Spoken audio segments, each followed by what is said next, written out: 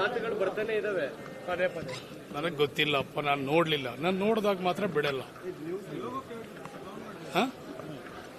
ನನಗಿನ್ನೂ ವಿಷಯ ತಿಳ್ಕೊಳ್ಳಿಲ್ಲ. ನಾನು ಬೆಳಗಾವಿಯಿಂದ ಹೊರಗಡೆ ಇದ್ದೆ. ವಿಷಯ ತಿಳ್ಕೊಳ್ತೀನಿ. ನಾನು ಮಧ್ಯಾಹ್ನ ಮಾತಾಡ್ತೀನಿ. ಯಾರು ನಮ್ಮ ವರಿಷ್ಠರು ಬಲಿಷ್ಠವಾಗಿದ್ದಾರೆ, ನಮ್ಮ ವರಿಷ್ಠರು ಸಮರ್ಥವಾಗಿದ್ದಾರೆ. ಕಾಂಗ್ರೆಸ್ ಪಕ್ಷದಲ್ಲಿ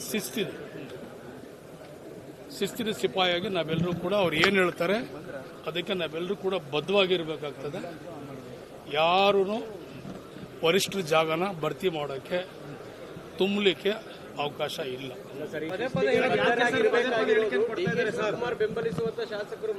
ಹ್ಞೂನ್ರಿ, ನಾನು ಹೇಳಿದ್ರೆ ಬಲಾತ್ಕಾರ, ಅವ್ರು ಹೇಳಿದ್ರೆ ಚಮತ್ಕಾರ. ನಾನು ಹೇಳಿದ್ರೆ ಬಲಾತ್ಕಾರ, ಅವ್ರು ಹೇಳಿದ್ರೆ ಚಮತ್ಕಾರ. ಅದನ್ನ ಅವ್ರು ತಿಳ್ಕೊಳ್ಬೇಕು. ಯಾವ ಸಂದರ್ಭದಲ್ಲಿ ಏನು ಮಾತಾಡಬೇಕು, ಯಾವ ರೀತಿ ನಮ್ಮ ಸ್ಥಾನಗಳನ್ನು ನಾವು ಅರಿತ್ಕೋಬೇಕಂತೇಳಿ ಅವ್ರಿಗೆ ತಿಳುವಳಿಕೆ ಇರಬೇಕು.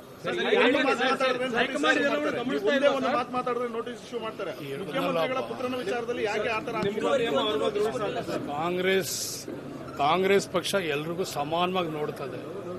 ಇಲ್ಲಿ ಯಾವುದೇ ರೀತಿಯಲ್ಲಿ ಕಾನೂನು ಚೌಕಟ್ಟಲ್ಲಿ ಕಾಂಗ್ರೆಸ್ನಲ್ಲಿ ಈಗ ನೀವೆಲ್ಲ ನೋಡಿದ್ದೀರಿ ಯಾರ್ಯಾರಿಗೆ ಯಾವ್ಯಾವ ರೀತಿ ನಡೆಸ್ಕೊಂಡಿದ್ದಾರೆ ಅಂದ್ಬಿಟ್ಟು ಕಾಂಗ್ರೆಸ್ ಪಕ್ಷ ತಾವೆಲ್ಲರೂ ಕೂಡ ನೋಡಿದ್ದೀರಿ. ಸಿಎಂ ಅವರ ಅನುಮೋದನೆ ಇಲ್ಲದೆ ಅವರ ಕನ್ಸೆಂಟ್ ಇಲ್ಲದೆ ಬರ್ತದೆ ಗೊತ್ತಿಲ್ಲ, ನನಗೆ ಗೊತ್ತಿಲ್ಲ. ನೀವು ಹೈಕಮಾಂಡ್ ಭೇಟಿ ಆಗ್ತೀರಾ ಸರ್? ಪದೇ ಪದೇ ನಿಮ್ಮ ಅಧ್ಯಕ್ಷರು ಸರ್ ಡಿ ಕೆ ಶಿವಕುಮಾರ್ ಹಂಗೇಳಿ ಹೆಸರು ಹೇಳ್ಬೇಕಲ್ಲ ನೀವು. ಪಾರ್ಟಿ ಅಧ್ಯಕ್ಷ ಗೊತ್ತಿಲ್ಲ. ಅಧ್ಯಕ್ಷರು ಅಂದ್ಬಿಟ್ರೆ ಬೇರೆ ಬೇರೆ ಅಧ್ಯಕ್ಷರಾಗಿರುತ್ತೆ. ಡಿ ಕೆ ಶಿವಕುಮಾರ್ ಅವರು ನಮ್ಮ ಪ್ರದೇಶ ಕಾಂಗ್ರೆಸ್ ಸಮಿತಿ ಅಧ್ಯಕ್ಷರು.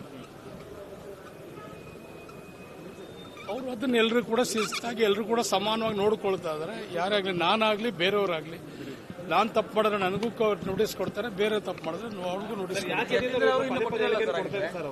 ಅದನ್ನ ನೀವು ಕೇಳಬೇಕು, ಅದನ್ನ ನೀವು ಕೇಳಬೇಕು. ನಾನಲ್ಲ, ನಾನು ಹೇಳದ್ನಲ್ಲ. ಅಧ್ಯಕ್ಷರು ನಿಮಗೆ ಫೋನ್ ಮಾಡಿ ಮಾತಾಡಬೇಡಿ ಅಂತಾರಂತೆ. ಅವ್ರು ಮಾತಾಡುವಾಗ ಯಾರು ಹೇಳಬೇಕು? ಅವ್ರ ಕೈಲಿ ಹೇಳಿಸುವ ಸಿಎಲ್ಪಿ ತಾಕೀತಾಗಿಲ್ವಾ ಸರ್? ಅವ್ರ ಕೈಲಿ ಹೇಳಿಸುವ. ಸಿಎಲ್ಪಿಗೆ ಅದಕ್ಕೆ ಸಂಬಂಧ ಇಲ್ಲ.